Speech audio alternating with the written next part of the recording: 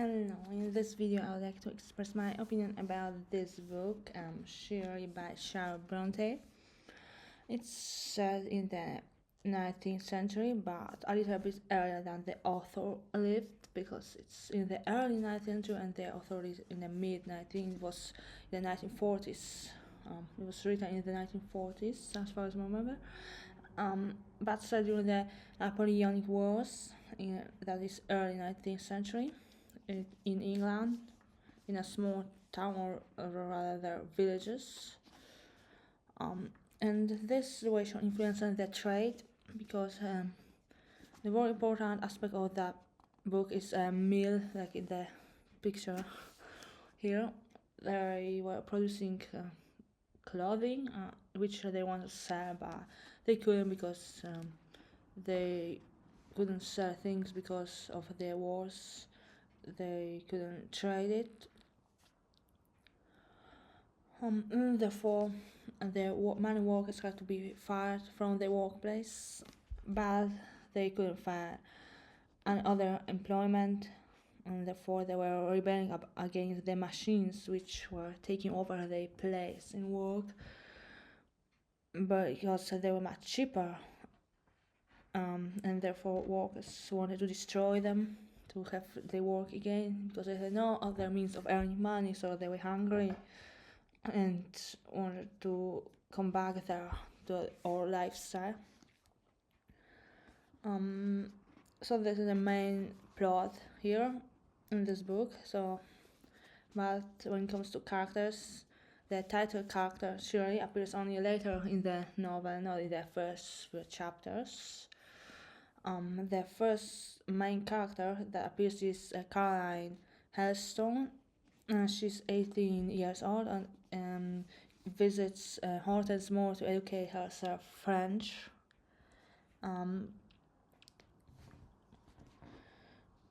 Generally, she is a character with social anxiety. It's often said that she has difficulties with talking to other people, or do not know how to behave in a group. Unfortunately, I can find it's very relatable to me. But there was a situation when there was a festivity and she wanted to join a group and of some people and talk to them, but the group dispersed for various reasons and she didn't know what to do with herself. That's very realistic depiction of social anxiety, I think. And the mystery of her is that she didn't know where her parents, she was abandoned by them, and she wanted to get to know her mother, but she only had few memories of her, and bad memories of her father, who was alcoholic and was very mistreating his family. And she was brought up by her uncle, who was pastor in the church, but he didn't show her much affection or attention. She was left to herself mostly. Then appears, after a few chapters, appears Shirley, who is a very different personality than Caroline, because she's very brave and she also is independent and rich. Her parents also, her parents, she didn't are dead probably. Yes, are dead, so she is the heiress of the estate. She quickly becomes friends with Caroline. They enjoy visiting forests and traveling together to various places. Even though Shirley is very brave and confident, and Caroline is the opposition of her, they were like each other. But the conflict appears because both of them seem to want to marry Robert Moore, who is a cousin of Caroline and brother of Hortense Moore. And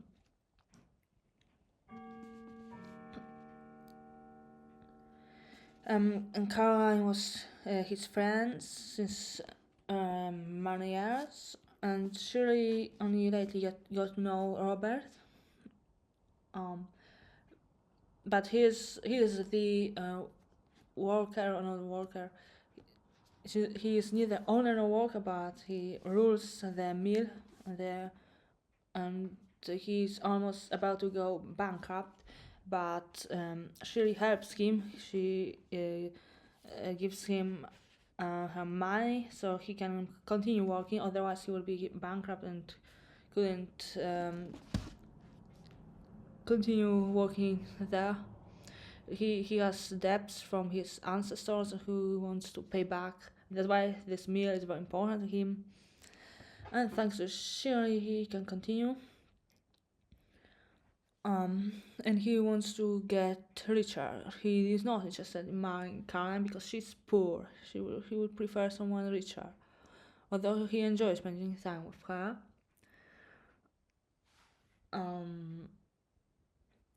There also appears Mrs. Pryor. She was a governess of Shirley, but later she just lives with her, even though Shirley doesn't need a governess anymore. But she's her friend, so she allows her to live there in her mansion. Mrs. Pryor quickly becomes friends with Caroline, and Mrs. Pryor has even greater social anxiety. It's often said that she is feels a lot of stress and is very nervous when she visits new family, and she doesn't like talking to strangers. But she enjoys talking to Caroline, and she really cares about her. It's often shown. Caroline is very disappointed that Robert Moore is no longer interested in being her friend, because he is not much interested in meeting her, doesn't visit her, only sometimes her uncle but not her. And because of that, he becomes very sad, and Shirley is aware of that. She wanted to cheer her up, but later she needs to visit her family and leaves Caroline. Caroline falls ill. Mrs. Pryor visits her, and this kind of helps her because she gets attention that she needed. It's very interesting, especially the quotes said by Caroline about the existence and about meaning of life. She tries to find out, and she doesn't seem to have a purpose in her life, and this is what she needs. She often asks her uncle if she could go somewhere working as a governess because she doesn't know how to fill her time with, and in order to distract herself from her sadness. But her uncle disapproves. Even Mrs. Pryor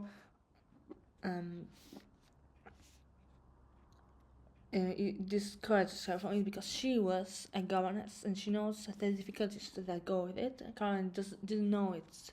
She might have only idealized version of it in her mind, but she needed an occupation to do something to or to distract herself from their depressing thoughts. But she's not allowed to do so. There are when it comes to all characters, there are in the first chapter there are priests or pastors, and there are a comic element of this book. And when I first read the first chapter, I didn't enjoy it. I didn't like it much because I thought the book would be a comedy one, and I didn't feel like reading something like that. In the first chapter, the authoress said that this will not be like Jane Eyre, and I like Jane Eyre, so I was not pleased with that. But I gave this book another chance to read it once again, because I abandoned after the first chapter because it was about these pastors and how they were misbehaving. And it was not that much interesting, and they were quite absurd because one of them was offending others and believed that others will feel inferior to him. So it's very childish and quite unrealistic that educated other person could really think so. But there are also interesting characters that I would say NPC. I would call them NPC, non-player characters, something like in games. Because they have opinions like of the majority of society who are really angry, or I don't know, angry is proper word, but really displeased with the behavior of Shirley when she was not behaving like everyone else, and when she had her own opinions, they were displeased, they were shocked, and so they are the symbol of general society, something that very care about decorum and not about individuality, just to be like everyone else. That was the whole purpose of the existence in the book. In either Caroline or Shirley enjoy talking with them. Like, the author believed that there are such people who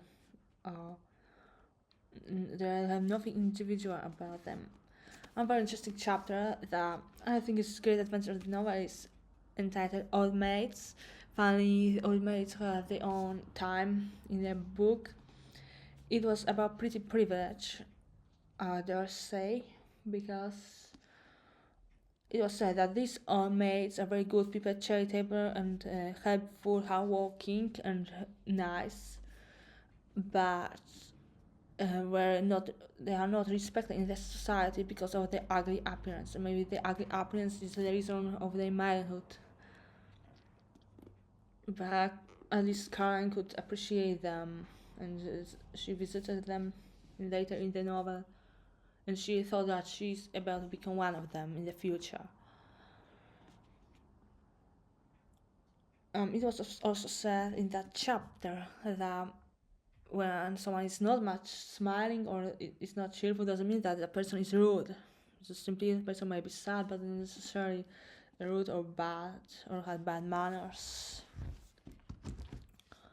What more I could say? That was very advantage of this book, that chapter.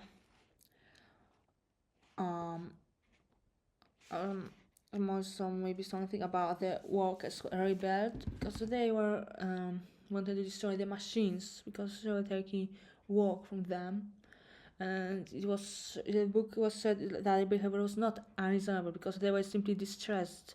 They were in despair. They didn't know what to do in order to have some money and buy some food because there was poverty because of these wars. The book also shows that some people were supportive of the wars and some people were against it and wanted to peace at all costs, no matter what, because it brought so much poverty to the country, even though the work happened not in England itself, but somewhere else. Also, the narration is not always objective. The narrator says it's not a character of the book, but sometimes says I, so it's a person that is not objective, as I said. Once, even it was, I would say, it was racist, or never know if the proper word, not racist, but so nazist, because it said it praised English girls on the expense of Irish girls, because it said that even poor English girls have nice dresses, even care about their appearance, but poor Irish girls do not, which is not fair to say because poverty does not equal poverty. There might be some extreme poverty that they are so hungry that they will sell all the clothes they can sell in order to feed themselves. And when the poverty is not that bad, then they can keep their crust. So this was not fair when the narrator said that, because it praised someone on the expense of someone else.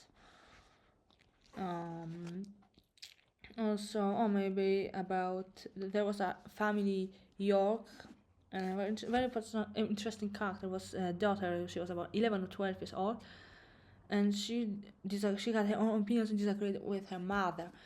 Her mother wanted her to do some household duties like cooking or sewing, and she agreed to do that, but she wanted something more. She wanted to travel and see some new places, and her mother was not quite happy that her daughter had such wishes. What more I can say? I want to about those workers once again, because there was that one who really didn't want to destroy those machines, but simply joined others because she was in a bad situation, and first she Robert Moore didn't want to listen to him, but later he realized his bad situation and begged Yorke, his friend, to give him some kind of occupation in a garden or something like that.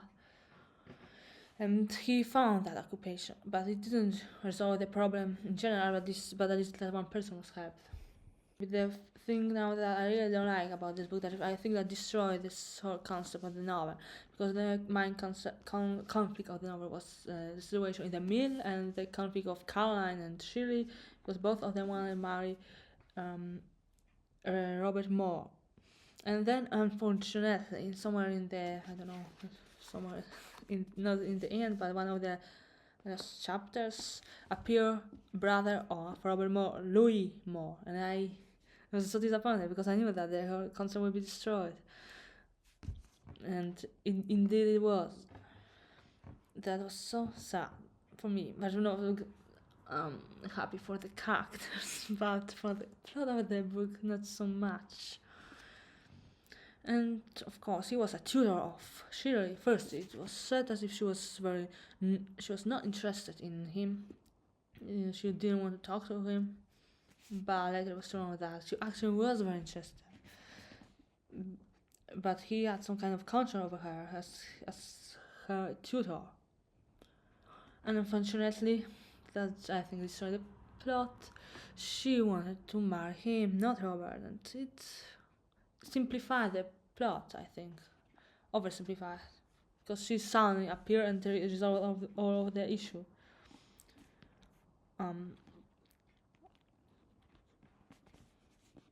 Which was quite surprising, and I was afraid that they would resolve the conflict in this way, and unfortunately they did.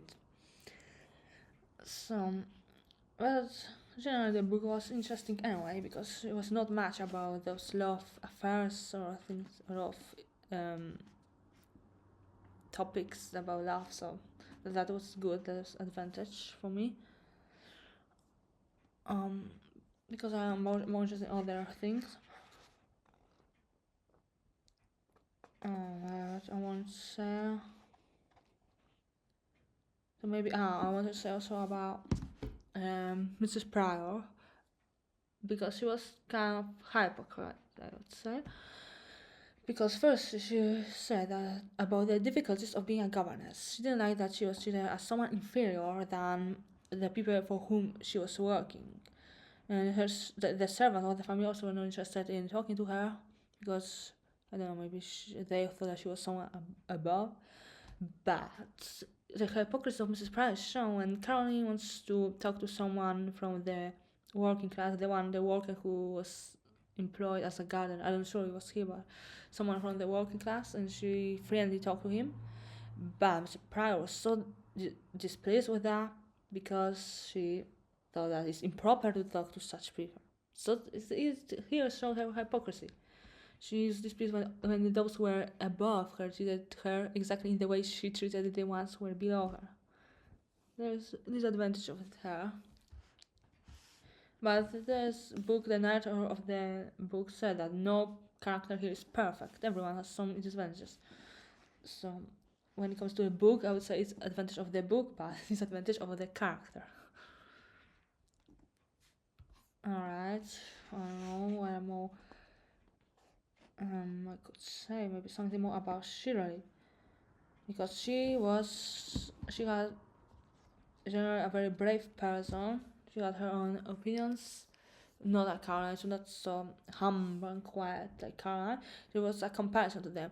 Like Caroline was compared to a sketch, but Shirley to a painting. So that was the difference. That she was more, I don't know how to say, and more, more expressed her personality more, maybe. She later in the book, she was visited by her family, not her parents because her parents didn't live, but by her uncle and aunt and her cousin.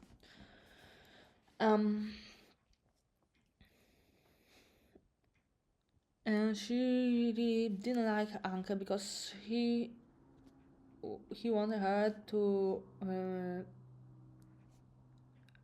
marry someone whom she didn't want to, and the main reason why she didn't want to marry that person, Philip Nunley, because he couldn't write poetry very well, but yet he continued doing it. So she find it very annoying when she had to listen to long poems of his. But he was very rich, and therefore her uncle encouraged her to marry him, and she was often quarreling with her uncle. She even accepted that he meant well for her, that he intended well for her best, but she had different values than him. It is not clearly said whether she was an atheist or not, or she was just a pagan, because it was suggested that she might be a pagan, but it's not clearly said. She supports the English church financially, but she doesn't like going to holy masses. It's said that she encouraged even Caroline to stay outside and talk to her instead attending the holy mass.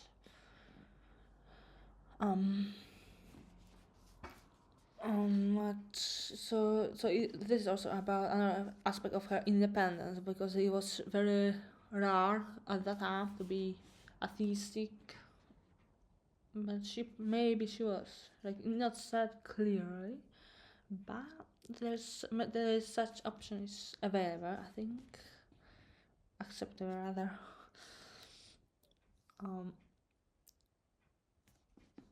And also her name is important, that her name is a symbol of her independence. Shirley, it was said in the novel that it was after a surname of her male ancestor, so her name was actually previously a surname, and in this book it was first time used as a first name, and it also shows her independence.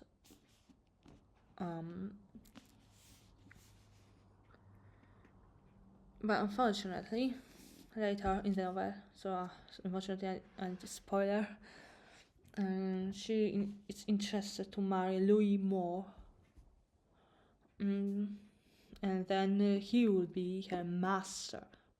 So she will be listening to him, so she loses her independence. And many times the novel ends with marriage of all the main characters, even though there are many persons in the book who said things against the institution of marriage, that there is something bad, that it cannot be happy, that always there are some negative aspects to that. Mrs. Pryor especially, because, alright, since a spoiler in this video anyway, so Mrs. Pryor, so that will be a very important spoiler, so if you haven't read this book, maybe don't watch it. Mrs. Pryor is the mother of Caroline, and her husband was abusing her. That's why she escaped and she left her child to the child's uncle. And her husband died, but he was beautiful and abusing her and drinking alcohol.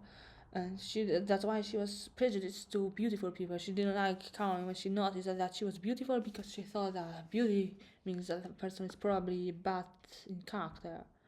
Because also her employers were very rude to her, and she were beautiful. And she believed that beauty means being rude, but Caroline proves her otherwise, because she was nice and polite always, but beautiful too. When it comes to the atmosphere of the book, it's very well. A great adventure of the book is description of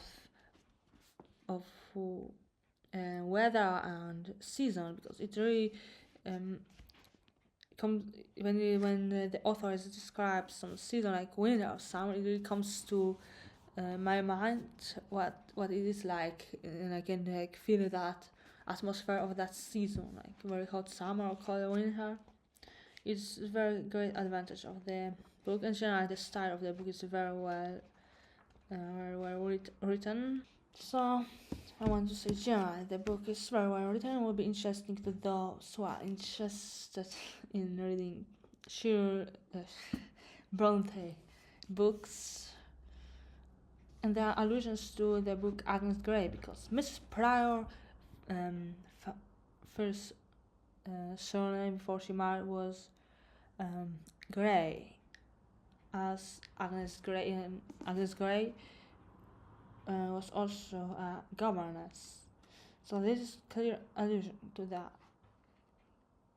But husband of Agnes Grey wasn't that rich, like of Mrs. Pryor.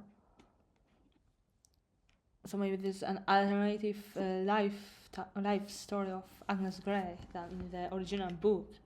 So I would recommend it. I would rate it 9 out of 10.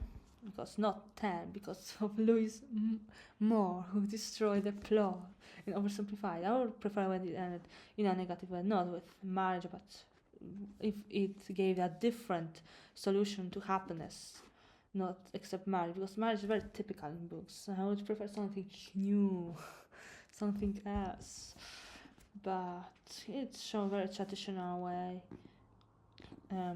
That wedding may lead to happiness and everything ends well.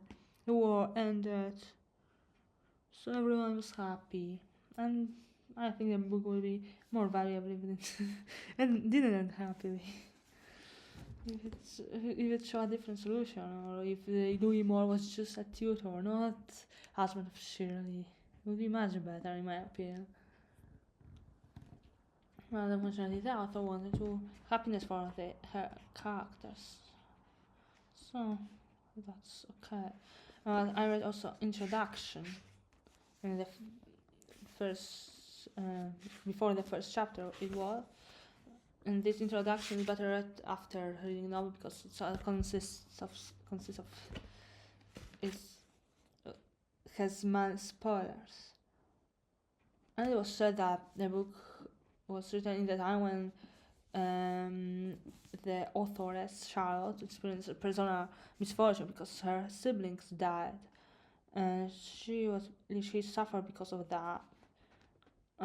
It influenced her style of writing, but yet she gave hope for her characters, even though for herself she maybe so known as her sisters died. But her characters were happy.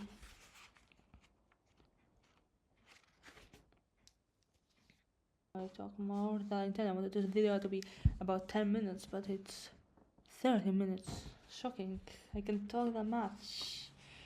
It's shocking. I hope that the voice is recorded well, because I don't have microphone. It's my first video ever in which I'm talking.